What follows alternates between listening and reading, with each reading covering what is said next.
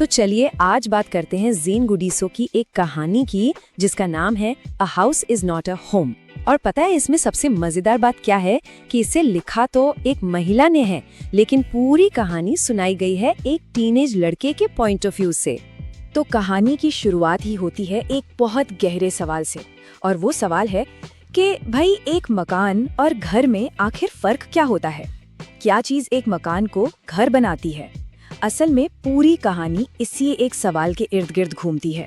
कहानी में हम मिलते हैं हमारे मेन कैरेक्टर से, जिसकी जिंदगी में एक मुश्किल दौर चल रहा है, एक नए हाई स्कूल में एक अकेली सी शुरुआत। जरा सोच कर देखिए कितना बड़ा बदलाव था ये।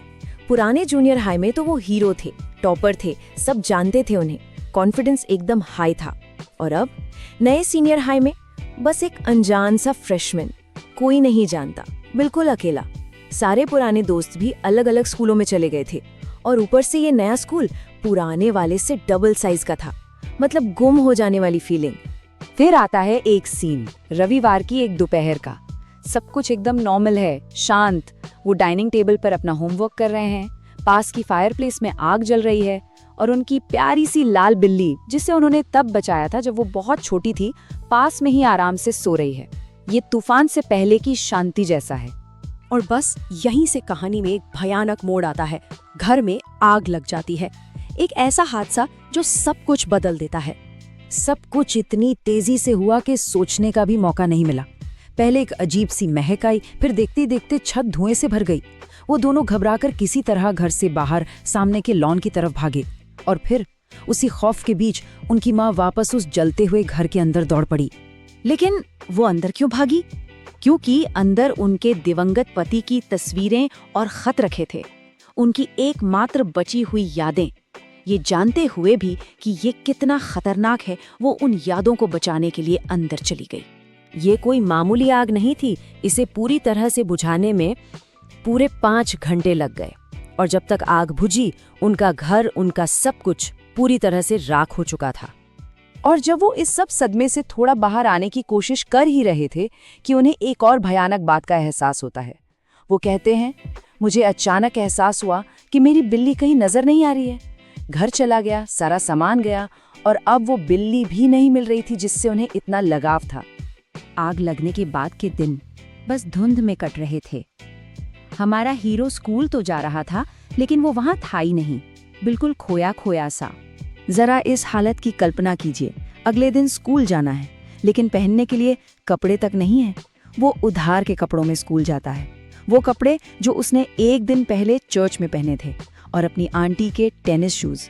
ना कोई बैग, ना किताबें, ना होमवर्क, कुछ भी नहीं। वो उस वक्त कैसा महसूस कर रहे थे? बिल्कुल एक ज़ॉम्बी की तरह, बस चल रहे थे, सांस ले रहे थे, लेकिन अंदर से बिल्कुल खाली। घर, स्कूल की जिंदगी, सामान, और सबसे बढ़कर उनकी बिल्ली, सब कुछ एक झटके में छिन गया था। मन कर रहा था कि बस कहीं दुबक कर मर जाएं। लेकिन कहते हैं ना, जब सब दरवाजे बंद हो जाते हैं तो कहीं से खिड़की खुलती है। जब सब कुछ एकदम अंधेरा लग रहा था, तभी कहानी में एक उम्मीद की किरण नजर आती है। एक दिन स्कूल में कुछ अजीब होता है। उसके क्लास के कुछ बच्चे उसे जबरदस्ती जिम की तरफ ले जाने लगते हैं। वो बहुत कंफ्यूज्ड है, उसे बिल्कुल समझ नहीं आ रहा कि ये सब हो क्या रहा है। और फिर जब वो जिम में पहुंचता है तो जो देखता है उस पर यकीन नहीं कर पाता। एक बड़ी सी टेबल पर ढेर सारा सामान रखा है, स्कूल का सप्लाई, नोटबुकें, jeans, T shirt, sweat suits, ये सब कुछ उसके क्लासमेट्स ने मिलकर उसके लिए इकट्ठा किया था। पर बात सिर्फ सामान की नहीं थी। वो लोग जिन्होंने उससे पहले कभी बात तक नहीं की थी, वो खुद आकर उससे मिल रहे थे, अपना परिचय दे रहे थे, और उसे अपने घर आने का न्योता दे रहे थे। इंसानियत के इस एक छोटे से कदम ने उसके अकेलेपन को तोड़ दिया।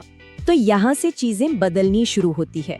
इस एक घटना के बाद हमारा हीरो धीरे धीरे अपनी जिंदगी को, अपनी पहचान को फिर से समेटना शुरू करता है। 1 महीने बाद सीन पूरी तरह बदल चुका है। वो अपने नए घर को बनते हुए देख रहा है, पर इस बार वो अकेला नहीं है।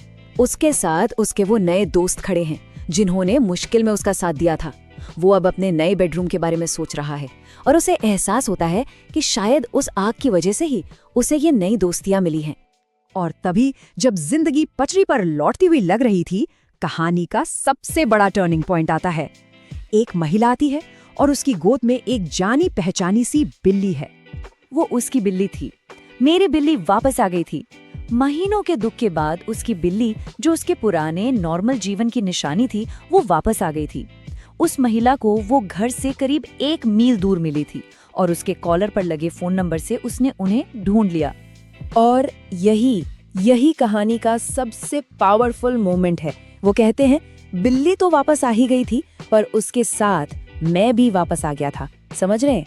ये सिर्फ एक जानवर के मिलने की बात नहीं थी, ये बात थी खुद को वापस पाने की, फिर से पूरा महसूस करने की। तो ये हमें कहानी के सबसे अहम सवाल पर वापस ले आता है। घर क्या है? ये सिर्फ ईंट और पत्थर का एक ढांचा नहीं है। घर एक एहसास है, अपनेपन का, प्यार और जिंदगी से घिरे होने का, पूरा महसूस करने का। कहानी का अंत इस खूबसूरत सोच के साथ होता है। जब मैं वहां अपने दोस्तों और अपनी बिल्ली के साथ बैठा था, तो मेरा दुख, मेरा नुकसान, सब कुछ कम होता हुआ महसूस हो रहा था। मैं अपनी इस नई जिंदगी के लिए बहुत शुक्रगुजार था। तो ये कहानी हमें इसी एक सवाल के साथ छोड़ जाती है,